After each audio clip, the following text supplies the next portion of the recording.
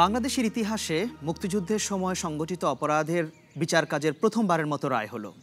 অন্যদিকে পুলিশকে রাজনৈতিকভাবে ব্যবহার করা নিয়েও চলছে এক ধরনের বিতর্ক। নোয়াখালীর মাইজদি থেকে বিবিসির বাংলাদেশ সংলাপে আপনাদের সবাইকে স্বাগত জানাচ্ছি।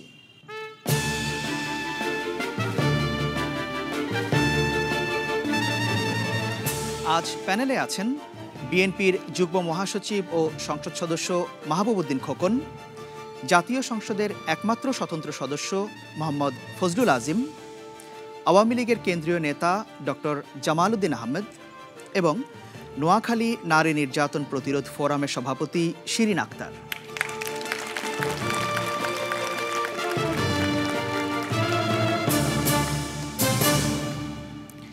নোয়াখালীর সরকারি বালিকা বিদ্যালয়ের মাঠে আপনারা যারা উপস্থিত আছেন দর্শক হিসাবে, আপনাদের দেওয়া প্রশ্নের ভিত্তিতেই বিবিসির বাংলাদেশ সংলাপ পরিচালিত হবে। আপনারা এখানে আসার আগে কিছু প্রশ্ন জমা দিয়েছেন, সেখান থেকে আমরা সর্বসাম্প্রতিক বিষয়ের সঙ্গে প্রসঙ্গিত আছে সেরকম কিছু প্রশ্ন বাছাই করেছি। সেই প্রশ্নগুলো নিয়ে এখন আমাদের অনুষ্ঠান হবে। আজকে অনুষ্ঠানে প্রথম প্রশ্ন করবেন ডাক্তার মুনির আহমেদ। প্রধানমন্ত্রী বলেছেন বর্তমান সরকার পুলিশকে রাজনৈতিক হাতিয়ার হিসেবে ব্যবহার করছেন না। সত্যি কি পুলিশ রাজনৈতিক হাতিয়ার হিসেবে ব্যবহার করছেন না? আপনার কি মনে হয় হচ্ছে? আমার মনে হচ্ছে করছেন। সেটি কেমন, একটু উদাহরণ দিতে পারেন? আমি যদি একটা উদাহরণ দিয়ে বলতে চাই, খুব সম্প্রতি আমরা দেখেছি একজন পুলিশ অফিসারকে প্রেসিডেন্ট অ্যাওয়ার্ড ভূষিত করা হয়েছে। কেন ভূষিত করা হয়েছে যখন এর প্রশ্নের উত্তর চাওয়া হয়েছে মিডিয়া থেকে, তখন আমাদের স্বরাষ্ট্রমন্ত্রী মহোদয় বলেছেন আমাদের বিরোধী দলীয় হুইপের যে ওনার উপরে যে নিপীড়ন হয়েছিল সেটাও একটা কারণ হিসাবে উনি দেখেছেন। এটাকে আপনি উদাহরণ হিসেবে বলছেন। ধন্যবাদ আপনাকে। আমি প্যানেলে আসতে চাই, শুরুটা করতে চাই ফজলুল আজিম আপনাকে দিয়ে। কি বলবেন, পুলিশকে কি রাজনৈতিক উদ্দেশ্যে ব্যবহার করা হচ্ছে? অবশ্যই হচ্ছে। পুলিশকে রাজনৈতিকভাবে ব্যবহার করতে পুলিশ এখন যে অবস্থায় এসছে, এটা দেখা যাচ্ছে যে দলই ক্ষমতায় থাকে তাদেরই শক্তি হিসাবে একটি পুলিশ বাহিনী হিসাবে কাজ করে। এবং এটা সত্যিকার অর্থে শুধু এই সরকারের আমলে হচ্ছে তা নয়। আমি বলবো এইটা শুরু হয়েছে ব্রিটিশ আমল থেকে, কলোনিয়াল রেজিম থেকে। তখন কলোনিয়াল রুলের আমলে তখন পুলিশ যেটা করা হয়েছিল, they are meant to serve the colonial পাওয়ার।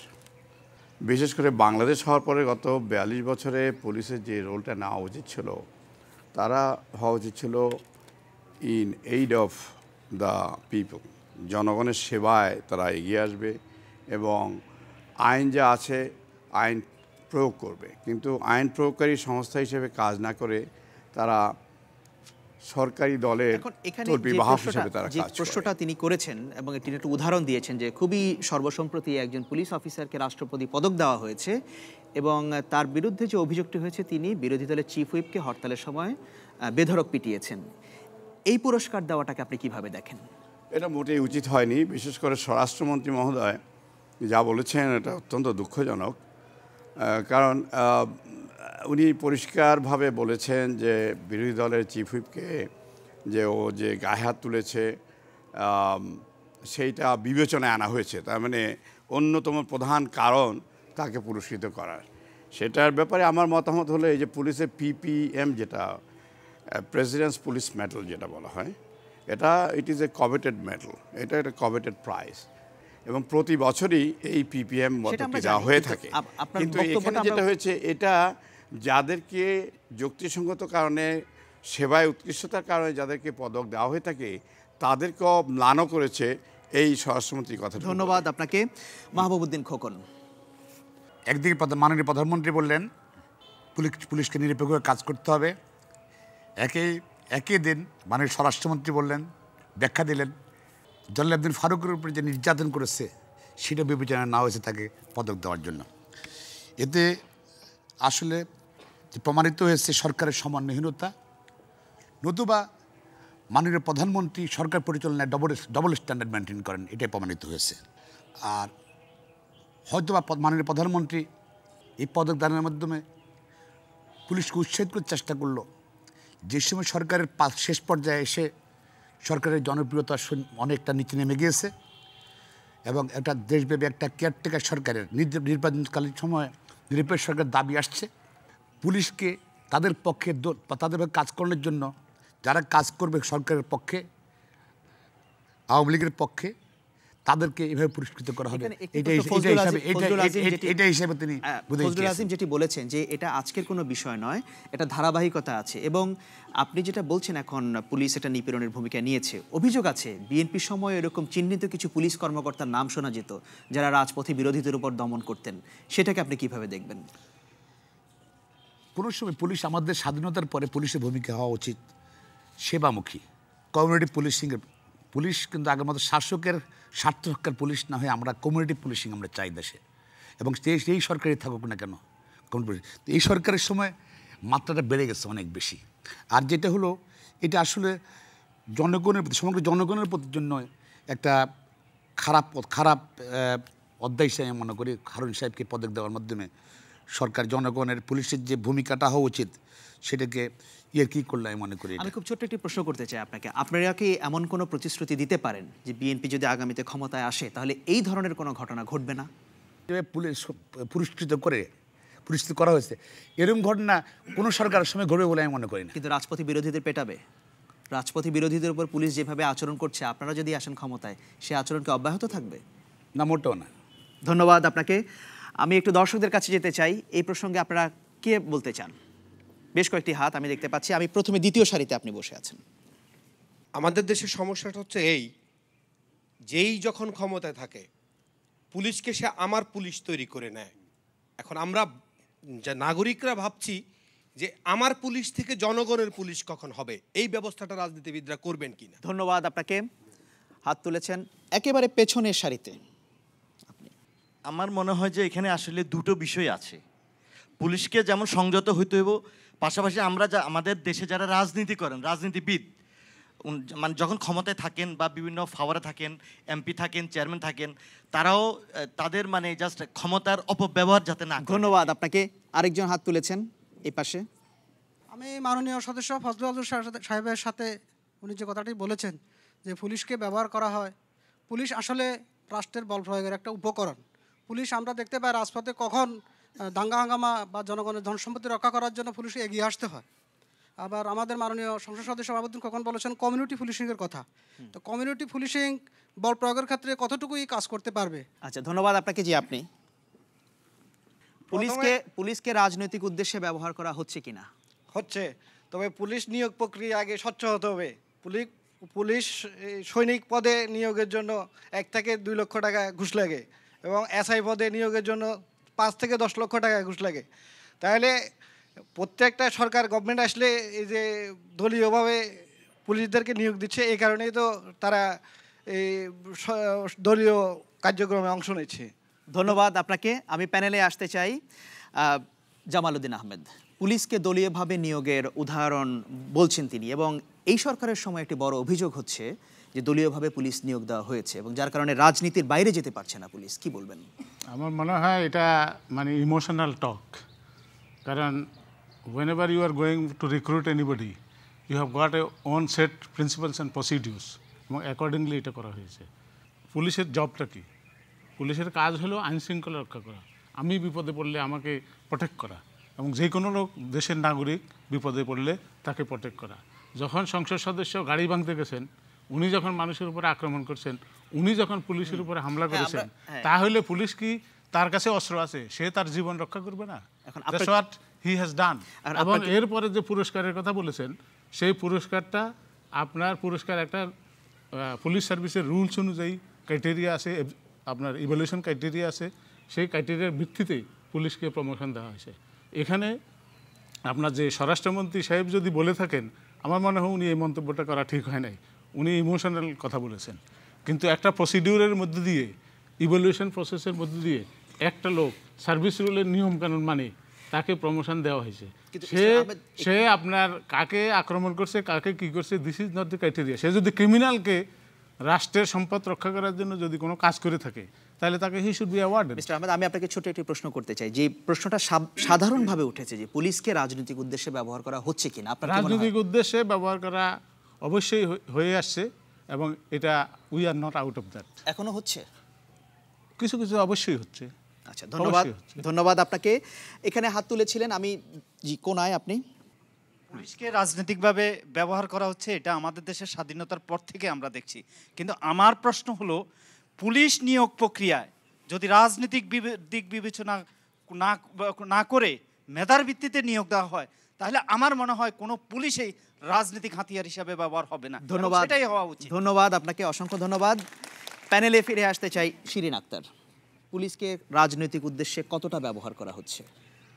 আমি মনে করি পুলিশ সবসময় যেই সরকার আসেন সেই সরকারের, সুতরাং পুলিশকে রাজনৈতিক উদ্দেশ্যে ইউজ করা হয় এটা আমি বিশ্বাস করি না। পুলিশ তার নিজস্ব গতিতেই তার কাজ করে যায়। আর পুরস্কারের প্রসঙ্গে যেটা, যদি স্বরাষ্ট্রমন্ত্রী কোনো মন্তব্য করে থাকেন বিরোধী দলীয় হুইপের বিষয়ে, ওটা আমি জামাল ভাইয়ের সাথেই মিলিয়ে বলবো যে এটা ইমোশনাল উক্তি হয়েছে। পুলিশ যখন যে সরকারের সেই সরকারের কাজই করে, এটা রাজনৈতিকভাবে ব্যবহার হয় বলে আমি সাপোর্ট করি না। মানে আপনি মনে করছেন এখনো হচ্ছে না? না, আমি মনে করি হচ্ছে না। এটা সকল সরকারের আমলে পুলিশ একই রকম ভূমিকা পালন করে, আমি আমার বিশ্ববিদ্যালয় জীবনে এটা দেখেছি। ধন্যবাদ আপনাকে। মাহবুদ্দিন খোকন, খুব 30 সেকেন্ডে বলবেন। শ্রোতারা বললেন যে নিয়োগ প্রক্রিয়া, আজকের একটা জাতীয় পত্রিকা এসেছে, এই সরকারের আমলে 30,000 পুলিশ নিয়োগ করা হয়েছে। 30,000-এর মধ্যে মাননীয় প্রধানমন্ত্রীর জেলা, বৃহত্তর জেলা, মাননীয় মহামান্য রাষ্ট্রপতির বা আমাদের স্থানীয় সরকার মন্ত্রীর বৃহত্তর জেলা থেকে 15,000 নিয়োগ করা হয়েছে, যেটা বিশেষ জেলায়। আর সারা বাংলাদেশ থেকে বাকি 15,000 নিয়োগ করা হয়েছে। কেন এটা হলো? আসলে তারা অন্য এলাকার পুলিশকে বিশ্বাস করে না। আর দলীয়করণ যেটা হলো, আপনার মাননীয় আমাদের ভাইও বললেন যে মাননীয় স্বরাষ্ট্রমন্ত্রী বলা ঠিক হয়নি। স্বরাষ্ট্রমন্ত্রী যে ওনার স্বীকারের পরে স্বরাষ্ট্রমন্ত্রী বললেন, টেলিভিশন সবাই শুনলো যে কী কারণে তাকে পদোন্নতি দেওয়া হয়েছে, বিবেচনা নেওয়া হয়েছে। তাহলে তাই যদি হয়ে থাকে, আমি মনে করি মাননীয় স্বরাষ্ট্রমন্ত্রী তার শপথ ভঙ্গ করেছেন। রাগ অভিরাগ রূপ উনি কাজ করবেন। ধন্যবাদ। তার এই মন্ত্রী থাকার অধিকার আছেই বলে, আছে কি না জনগণ বিচার। ধন্যবাদ আপনাকে। ধন্যবাদ মাহবুবুদ্দিন খোকন।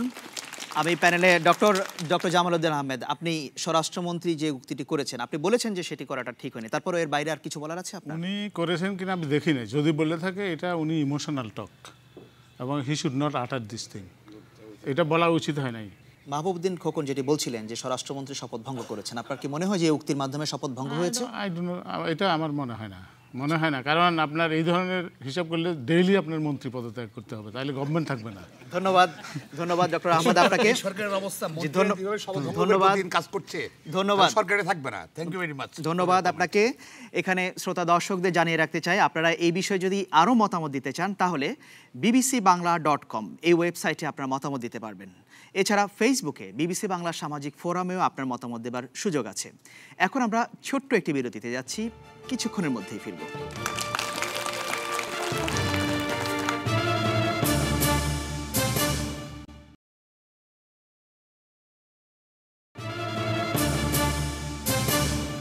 বিরতির পর আবারও ফিরে এলাম। আপনারা দেখছেন বিবিসির বাংলাদেশ সংলাপ। এবারে পরের প্রশ্ন করবেন সাইফুদ্দিন সোহান।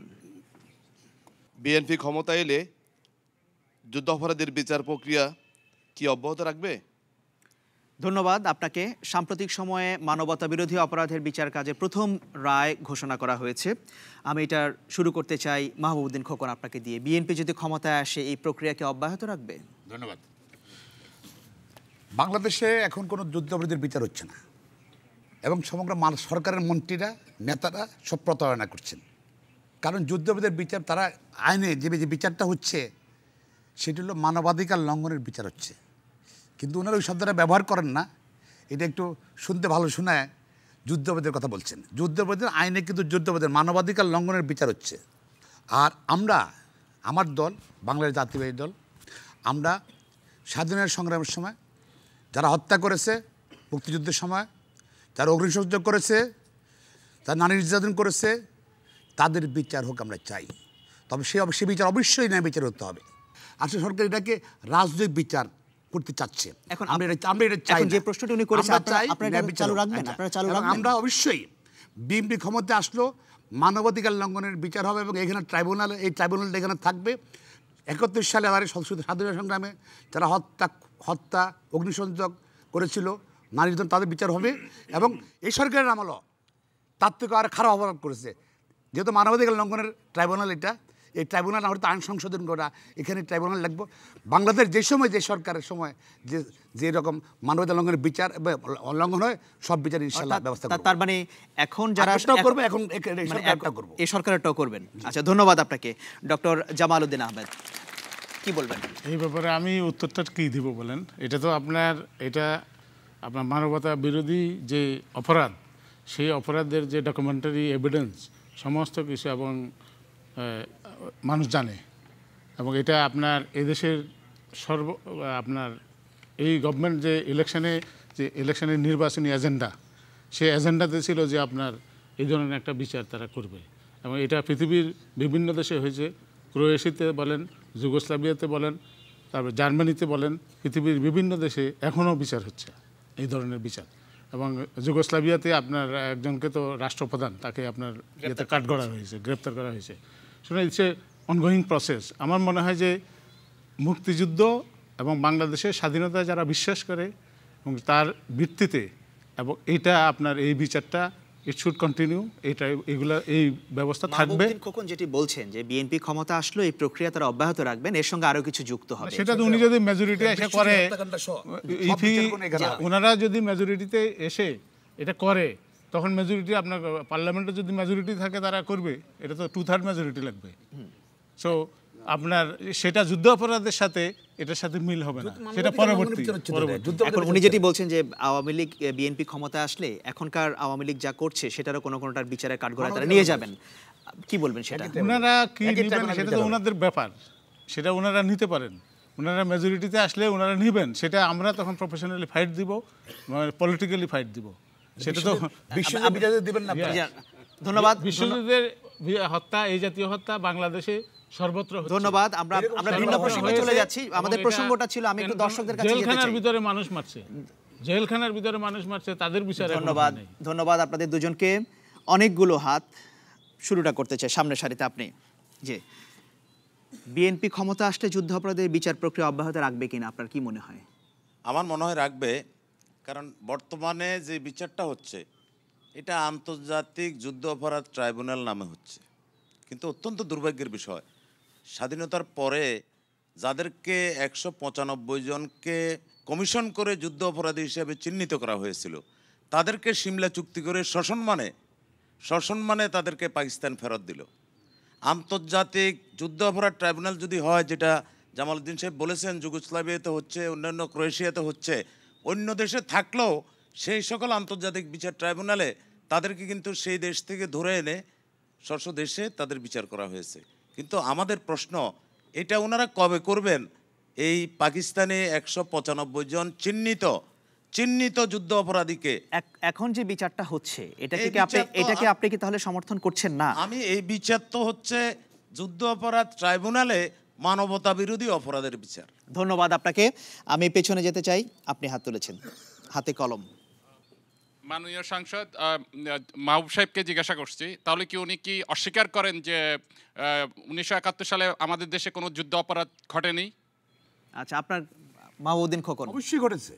তাহলে যুদ্ধ অপরাধ, এখন তো যুদ্ধের বিচার করছেন না আপনারা, আরে সরকার যুদ্ধের বিচার করছে না, মানবাধিকার লঙ্ঘনের বিচার করছে। মানবাধিকার লঙ্ঘন তো যেখানে সাংবিধানিক সরকার আছে, যেখানে গণতান্ত্রিক সরকার ব্যবস্থা আছে, সেখানে মানবাধিকার লঙ্ঘন হলে তার বিচার হতেই পারে। মানবতা বিরোধী অপরাধ, এই যে বিশ্বযুদ্ধ হত্যাকাণ্ড মানবতা বিরোধী অপরাধ। ধন্যবাদ আপনাকে। অবশ্যই। তাহলে কি উনি এই বিচারকে যে পুরো বিশ্ব স্বীকৃতি দিল, তাহলে উনি এটার স্বীকৃতি না দেওয়ার পিছনে কারণ কি? স্বীকৃতি আমরা দিচ্ছি, আমরা বলছি আমরা কন্টিনিউ করবো, আমি আসছি, আমি একজন আসবো, সবাই একসঙ্গে কথা বললে। সাহেবের হত্যাকাণ্ড, আসানুল্লাহ মাস্টারের হত্যাকাণ্ড, এই সমস্ত ঘটনাগুলো তাহলে আপনার কি হবে? এটাও তো মানবতা বিরোধী। ধন্যবাদ আপনাকে। আমি দর্শকদের কাছে যেতে চাই, আপনি। জি, আমি যুদ্ধ অপরাধীর বিচার এবং মানবতা বিরোধী বিচার, এই দুটির ব্যাখ্যা তো আমি দুই দৃষ্টিভঙ্গিতেই দেখি। একটি হচ্ছে মানবতা বিরোধী, যুদ্ধের সময় অগ্নিসংযোগ অথবা হত্যা, লুণ্ঠন, ধর্ষণ। আর যুদ্ধ হচ্ছে একটি সংগঠিত বিষয়।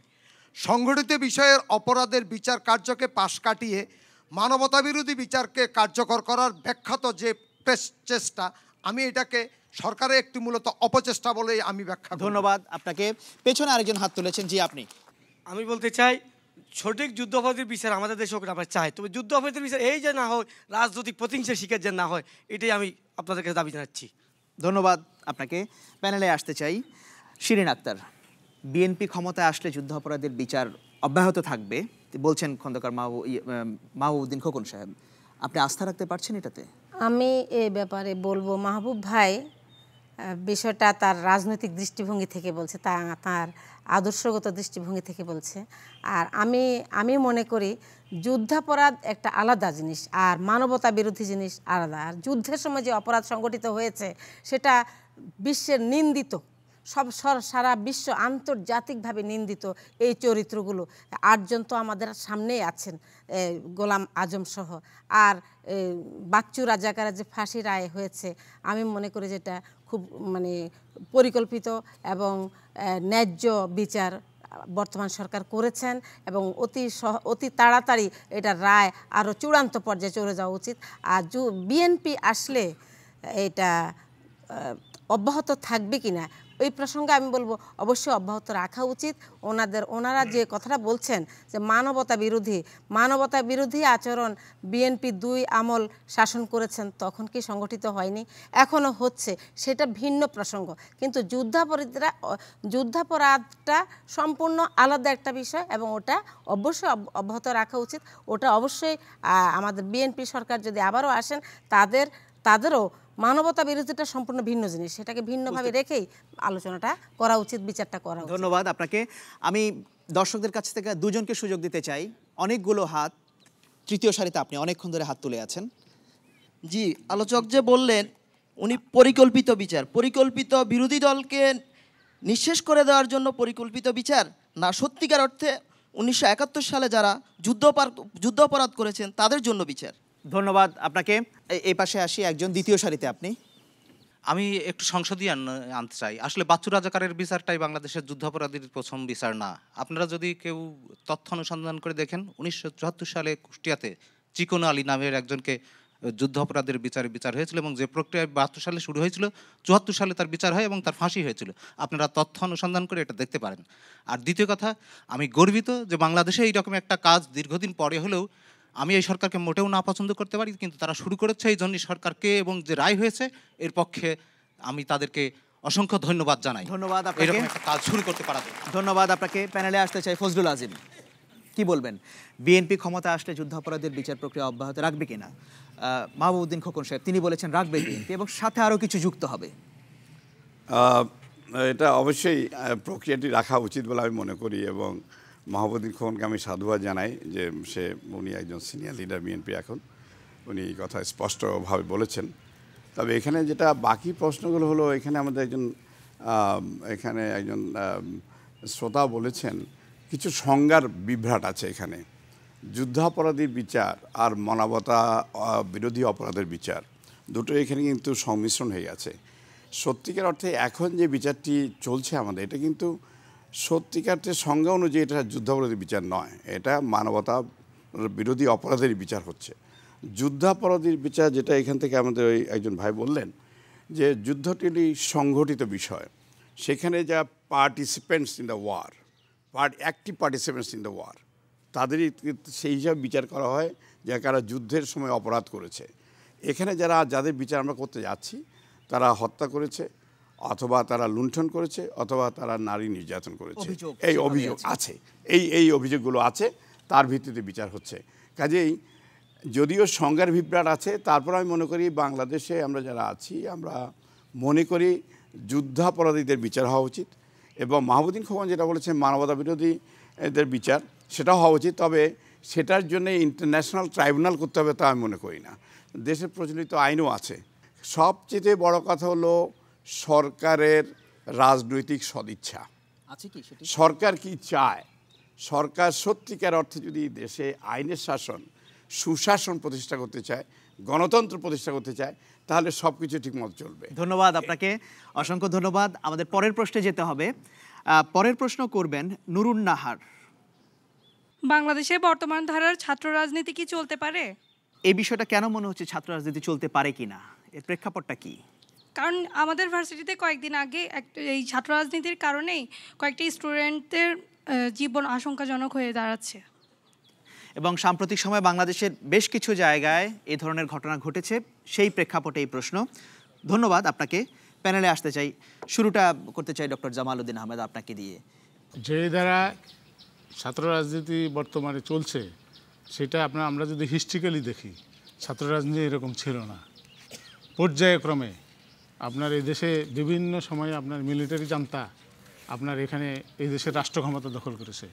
সেই জান্তার সৃষ্ট যে সমস্ত অপপদ্ধতি, সেই পদ্ধতি ছাত্র রাজনীতির উপরে আপনার প্রভাব বিস্তার করেছে। যেই কারণে আপনাদের এখন যে আমাদের ছাত্র রাজনীতি, এটা সত্যিকার অর্থে ছাত্র রাজনীতির কাতারে পড়ে না, এবং সঠিক সংজ্ঞার আকারে যদি আপনি আনেন স্ট্রাকচারালি, এবং এটা আপনার পজিশন অপোজিশন এভরিহোয়ার, এটা কিন্তু আমাদেরকে স্বীকার করতে হবে। আপনি এটা ধারার কথা বলছেন, এবং যে বিষয়টি আছে অনেকেই বলেন যে বিভিন্ন শিক্ষা প্রতিষ্ঠানগুলোতে ছাত্র সংসদ কার্যকরী না থাকার কারণেই ছাত্র রাজনীতি এখন ধীরে ধীরে সেদিকে মোড় নিয়েছে। কিন্তু কোনো সরকারি দেখা যাচ্ছে এগুলোকে কার্যকরী করার ব্যাপারে কোনো পদক্ষেপ নিচ্ছে না, বিশ্ববিদ্যালয়ে বলেন বা কলেজগুলোতে বলেন। কারণটা কি আপনার মনে হয়? তবে ছাত্র রাজনীতি করার জন্য যে সংসদ নির্বাচন, এটা হওয়া উচিত, আমি এটার পক্ষে। ছাত্র সংসদ নির্বাচন, ছাত্র সংসদের নির্বাচন হওয়া উচিত। এই নির্বাচনটা পর্যায়ক্রমে যখন হবে তখন এরা যে ট্রেনিংটা পাবে, আমাদের ফিউচার লিডার আমরা পাওয়ার সম্ভাবনা আছে। আপনি দেখেন আসামে যে 1983-84 সালের দিকে যে ছাত্র আন্দোলন হয়েছিল, তখন ওই যে আপনার সন্ত্রাসী কার্যকলাপ থেকে আরম্ভ করে অনেক ধরনের ঘটনা ঘটেছে, কিন্তু সেই ছাত্রনেতা পরবর্তীকালে আসামের মুখ্যমন্ত্রী হয়েছেন। সুতরাং আমাদের যে পলিটিক্যাল ইনপুট রাজনীতিতে যে আসবে, আপনার পার্লামেন্ট ইলেকশন করবে, আপনার পরবর্তীতে সংসদে বসে, যেমন মাহবুবউদ্দিন ভাই উনিও ছাত্র রাজনীতির সাথে জড়িত ছিলেন, ওনারা এখন পার্লামেন্ট মেম্বার হয়েছেন, ভবিষ্যতে আমাদের দেশের নেতা হবেন। এইভাবে আপনার ছাত্র রাজনীতিটা স্ট্রাকচারাল ওয়েতে আপনার যে পদ্ধতি, সেই পদ্ধতি থেকে আমরা অনেক দূরে সরে গেছি। আমি খুব সংক্ষেপে আপনাকে একটা প্রশ্ন করতে চাই, আপনি উত্তরটাও যদি সংক্ষেপে দেন। যে সাম্প্রতিক গত 4 বছর ধরে আমরা দেখছি একটা অভিযোগ আছে পত্রপত্রিকায় যে আওয়ামী লীগের ছাত্র সংগঠন ছাত্রলীগের বিরুদ্ধে ব্যাপকভাবে অভিযোগ, বিভিন্ন জায়গায় তারা সংঘর্ষে লিপ্ত হচ্ছে, নানাভাবে সংঘাত তৈরি করছে। আপনাদের দল এটাকে নিয়ন্ত্রণ করতে পারছে না কেন? নিয়ন্ত্রণ করতে পারছে না। আপনার দেশে আপনার যে এটা বিএনপি যখন ক্ষমতায় ছিল তাদেরও একই অবস্থা ছিল, এখন এটা সেম অবস্থা চলছে। কিন্তু আপনাকে খুঁটিয়ে দেখতে হবে যে আমরা এমপ্লয়মেন্ট দিতে পারতেছি না, এমপ্লয়মেন্ট জেনারেশন হচ্ছে না, ছেলেফেলে কাজকর্ম পাচ্ছে না। তারা মনে করে যে পলিটিক্স করি, যদি আমি চাঁদাবাজি করি কোনো রকমে দিন কাটাইতে পারি, এটা তো শর্ট টার্ম চিন্তা। লং টার্মে তার যে ক্যারিয়ার বিল্ড আপের জন্য আমরা অ্যাজ এ নেশন, জাতি হিসাবে এবং রাজনৈতিক দল হিসাবে, সরকার হিসাবে আমরা এদেরকে সেই দিক নির্দেশনা দিতে পারতেছি না। এটা আমাদের নেতৃত্বের মধ্যে। ধন্যবাদ আপনাকে, ধন্যবাদ জামাল উদ্দিন আহমেদ আপনাকে। ফজলুল আজিম, আমি মনে করি এখন ছাত্র রাজনীতি বলে কিছু নেই। ছাত্ররা ব্যবহৃত হচ্ছে রাজনৈতিক দল কর্তৃক। যারা সরকারি দলের ছাত্র থাকে তারা সুযোগ সুবিধা পায়, তারা পুলিশের কভারেজে তারা অনেক কিছু করে থাকে, রামদাও আর কিরিজ নিয়ে ঘুরে বেড়ায় অথবা টেন্ডারবাজি করে, তাদের কিছু হয় না। বুঝতে পারি এরা কি সত্যিকার ছাত্র কিনা তাও আমাদের অনেকের সন্দেহ আছে। এরা সম্ভবত দুর্বৃত্ত, এদের আরেক নাম দেওয়া যেতে পারে দুর্বৃত্ত। তো কাজে ছাত্র রাজনীতির নামে একটা দুর্বৃত্তের একটা তাণ্ডব চলছে সারা দেশব্যাপী। দুর্ভাগ্যবশত এখনকার সরকার তাদের দলীয় ছাত্রলীগ, যাদেরকে মাননীয় প্রধানমন্ত্রী প্রথম 3 মাসের মধ্যেই সরকার ক্ষমতা আসার পরে তাদেরকে ডিসওন করেছিল। তাই বলছে যে উনি বলেছিলেন যে ছাত্রলীগের সাথে আমার করার কিছু না, আমার সব সম্পৃক্ততা আমি ছিন্ন করলাম। কিন্তু দুর্ভাগ্যবশত সেটা কথাতে রয়ে গেছে। সেই মোতাবেক আইন অনুযায়ী যদি তাদের বিরুদ্ধে ব্যবস্থা না হতো তাহলে ছাত্রলীগের তাণ্ডব আজকে এই পর্যায়ে আসতো না। মিস্টার আজিম, আমি আপনাকে একটা প্রশ্ন করতে চাই যে অনেকেই বিভিন্ন সময় বলেন যখন এই ধরনের ঘটনাগুলো হয় যে ছাত্র রাজনীতি বন্ধ করার এখন সময় এসছে। আমরা এই ধরনের খবরাখবর মতামত খবরের কাগজে দেখি। আপনার কি মনে হয় কি সেই সময় এসছে ছাত্র রাজনীতি বন্ধ করার? আমি আবারও চলে যাব, ছাত্র রাজনীতির সংজ্ঞাটা কি সেটাকে আগে আমাদের নির্ধারিত করতে হবে। যেটা এখন চলছে, এখন যেটা চলে রাজনীতি চলছে না, এটা কাজেই সেইটা বন্ধ করতে গেলে আপনি বন্ধ করতে পারবেন না। এটা স্বতঃস্ফূর্তভাবে যেটা আসে, আমাদের সময়ও ছাত্র ছিল, ছাত্র রাজনীতি সারা বিশ্বে আছে। এখন এক একখানে এক এক নাম। অক্সফোর্ড ইউনিভার্সিটি আছে, অক্সফোর্ড ইউনিভার্সিটি ডিবেটিং সোসাইটি। এককালে সেই অবস্থা ছিল। ছাত্র রাজনীতিতে যারা নেতৃত্ব দিত তারা সবচেয়ে মেধাবান ছাত্রছাত্রীরা নেতৃত্ব দিত। আজকে সেই নেতৃত্ব হারিয়ে গেছে। ধন্যবাদ। আছে কার কাছে কয়টা পিস্তল আছে, কয়টা লাঠি আছে, কই বাহিনী আছে, তারাই ছাত্র দল। ধন্যবাদ আপনাকে, ধন্যবাদ ফজলুল আজিম আপনাকে। দর্শকদের কাছে যেতে চাই, আপনি হাত তুলেছেন। যে আমার মনে হচ্ছে বর্তমান প্রেক্ষাপটে সন্ত্রাস নির্ভর এবং মেধাহীন ছাত্রদের দিয়েই ছাত্র রাজনীতি হচ্ছে। মাননীয় প্রধানমন্ত্রী শেখ হাসিনাও ছাত্রলীগের সাথে সম্পর্ক ছিন্ন করার পরেও এই ছাত্রলীগ আজকে দেশে যেগুলো করছে, আমার মনে হয় ছাত্র রাজনীতি বন্ধ করে দেওয়া উচিত। ধন্যবাদ আপনাকে। দ্বিতীয় সারিতে একজন নারী হাত তুলেছেন। ছাত্র রাজনীতি বলতে যেটা বোঝানো হচ্ছে, দেখা যাচ্ছে যে ওরা রাস্তাঘাটে পিকেটার হিসেবে কাজ করছে। হ্যাঁ, বর্তমানে যে ধরনের ছাত্র বা বিগত দেখা যাচ্ছে, তো বলছে এর বিপক্ষে ইয়াতে কার্যকরী পদক্ষেপ নেওয়া হবে। আদৌ কি পদক্ষেপ নেওয়া সম্ভব হবে? আর আদৌ কি আমাদের দেশের যেসব সাধারণ জনগণ বা ছাত্র সমাজ আজকে এই সব রাজনীতির কারণে ওদের জীবনহানি হচ্ছে, এটার কাছ থেকে আমরা কবে মুক্তি পাবো? ধন্যবাদ আপনাকে। তারপরে একজন হাত তুলেছেন নারী। আমার প্রশ্ন, শুধু কি ছাত্রলীগের ছাত্র রাজনীতি যারা করে ছাত্ররা, তারাই কি শুধু সন্ত্রাস চাঁদাবাজি করে? বিএনপির কোনো ছাত্র যারা দল করে তারা কি কোনো চাঁদাবাজি করে না? ওটা কি আমার স্যার বলতে পারবেন যে ওদের মাঝে কোনো চাঁদাবাজি ছাত্ররা করে না?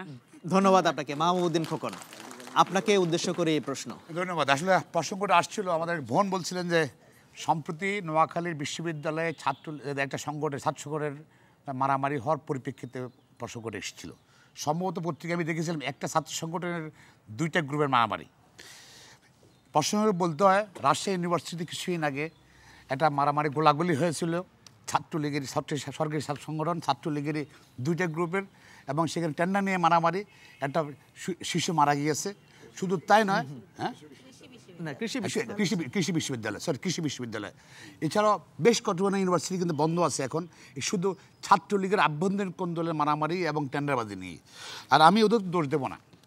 প্রথম হলো যে আমাদের ছাত্র রাজনীতির সম্বন্ধে বলতে চাই, ছাত্র রাজনীতি বন্ধ করা উচিত হবে না, কারণ সেটা বুঝতে পেরেছি। উনি আপনাকে একটি যে সরাসরি প্রশ্ন করেছেন যে আপনার দলের যারা ছাত্র সংগঠন তারা কি করছে, উত্তর দেব আমি একজনের গণতান্ত্রিক অধিকারীটা প্রত্যেকেরই, আমরা যদি গণতন্ত্রে বিশ্বাস করলে তাহলে অবশ্যই বিশ্বাস করতে হবে তার মত প্রকাশের অধিকার আছে।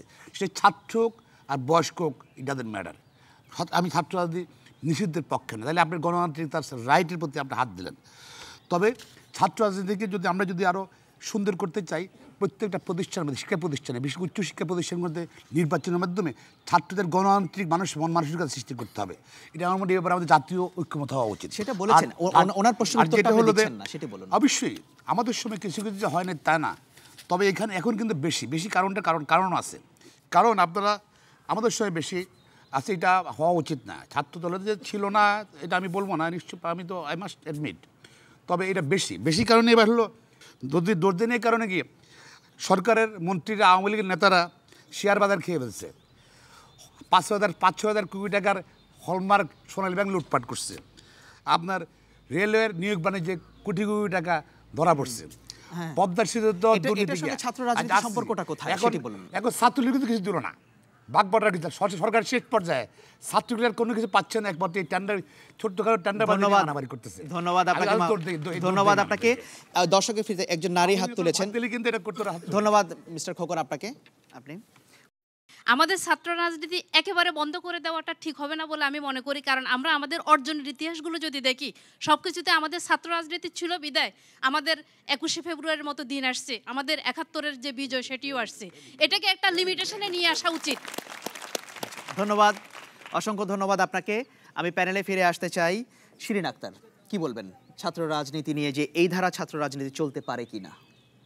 আমি মনে করি বর্তমানে যে রাজনীতি চলছে ছাত্র রাজনীতি, আসলে স্বৈর শাসকের আমল থেকে 90-এর দশকের এরশাদের আমল থেকেই ছাত্র রাজনীতি পুরোপুরি শিক্ষা প্রতিষ্ঠান থেকে উঠে গেছে বলে আমি মনে করি। প্রকৃত ছাত্র, আমিও ছাত্র ছিলাম, আমি ছাত্র জীবনে ছাত্র রাজনীতি করেছি বলেই আমার ছাত্রের অধিকারগুলো আমি জেনেছি। এখন প্রতিষ্ঠানে ছাত্র রাজনীতি নেই, ছাত্র সংসদ নেই, আমার কাছে খুব বেদনাদায়ক মনে হয়। আমি একটা কলেজে পড়াই, অথচ ওখানে ছাত্র সংসদ নেই। ছাত্ররা নিজেদের দাবি দাওয়াগুলো পেশ করতে পারে না, যথাযথ বিনয়ের সাথে পেশ করলেও সেই ছাত্রটাকে পুলিশের হুমকি দিয়ে থামিয়ে দেওয়া হয় যে কারা এসব দাবি দাওয়া করে, কারা এসব। এবং কোনো কলেজে এখন সাহিত্য সংস্কৃতি প্রতিযোগিতা হয় না। যদি ছাত্র সংসদ থাকতো তাহলে ওখানে ওইগুলিও হতো এবং ছাত্ররা ব্রেইনে অর্থাৎ পাঠ্য বিষয়ের পাশাপাশি তারা অন্যান্য বিষয়গুলো এবং রাজনীতির প্রকৃত রাজনীতিটা কি তা চর্চা করতে। ধন্যবাদ আপনাকে শিরিন আক্তার। এখানে শ্রোতা দর্শকদের জানিয়ে দিতে চাই, আপনারা যদি বিবিসির বাংলাদেশ সংলাপে অংশগ্রহণ করতে চান তাহলে আপনি টেলিফোন অথবা SMS করতে পারেন 01752 777 222 এই নম্বরে। এছাড়া আপনি ইমেইলও করতে পারেন। ইমেইল করার ঠিকানা সংলাপ@bbc.co.uk। এখন আমরা ছোট্ট আরেকটি বিরতিতে যাচ্ছি, কিছুক্ষণের মধ্যেই ফিরব।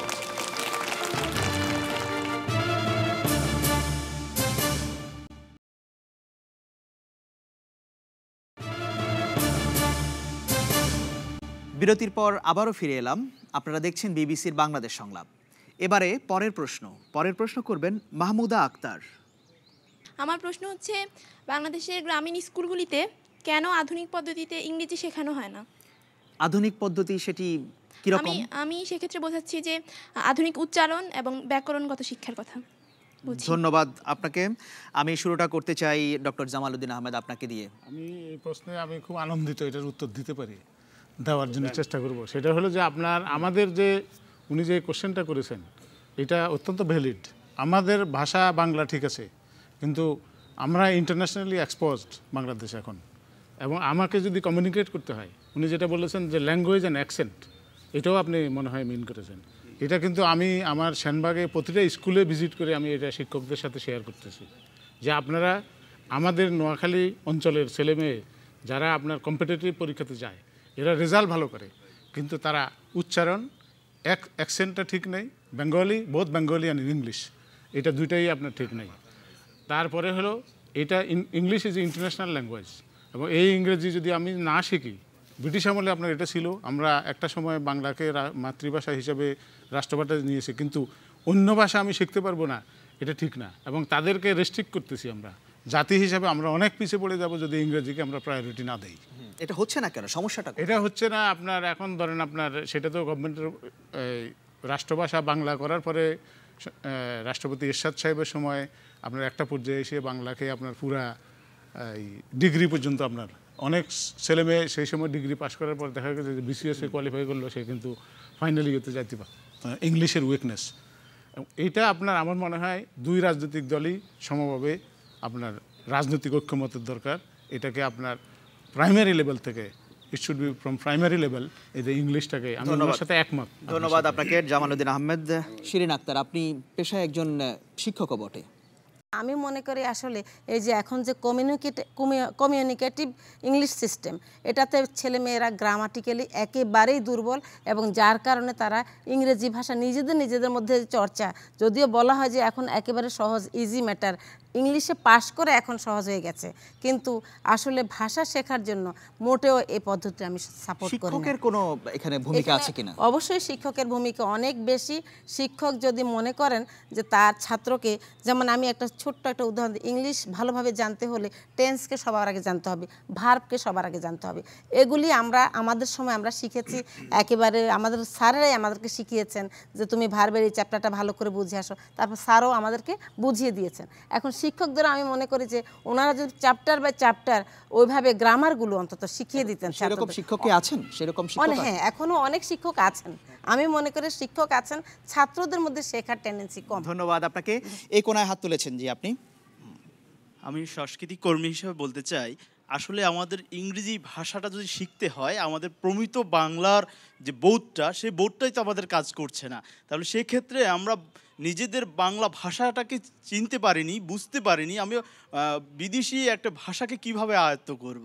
ধন্যবাদ আপনাকে। একদম পেছনের সারিতে হাত তুলেছেন আপনি, অনেকক্ষণ ধরে হাত তুলে আছেন।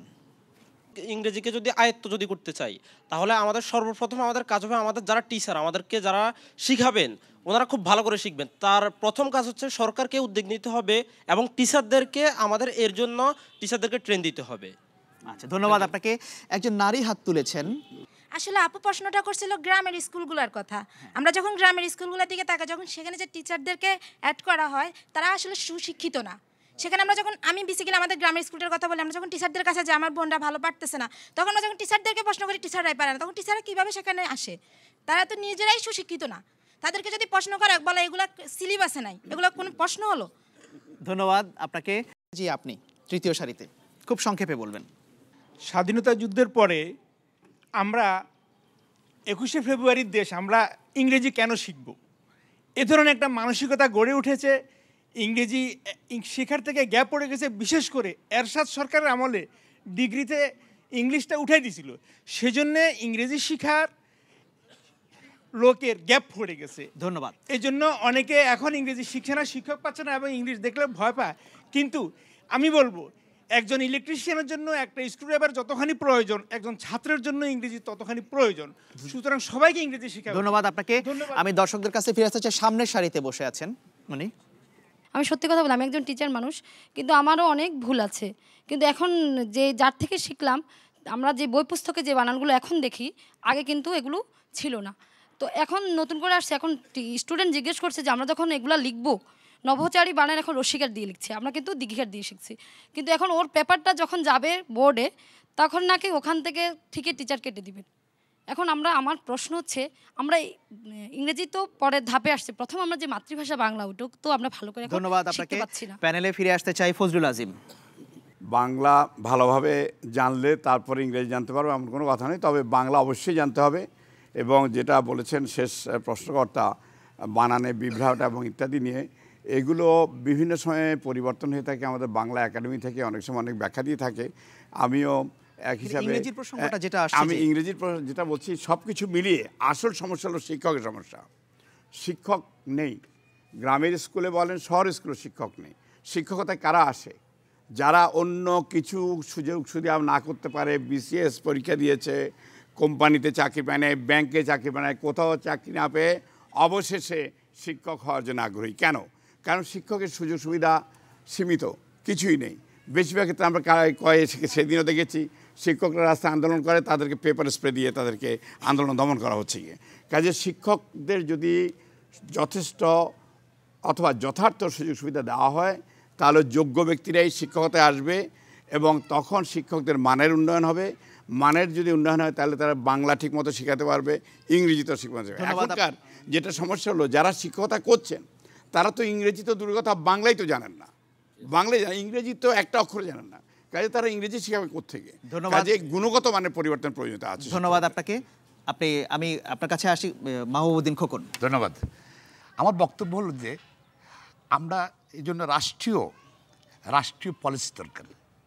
এক, দুই হলো শিক্ষক নিয়োগের ব্যাপারে সরকারের পক্ষ থেকে ব্যবস্থা গ্রহণ করতে হবে।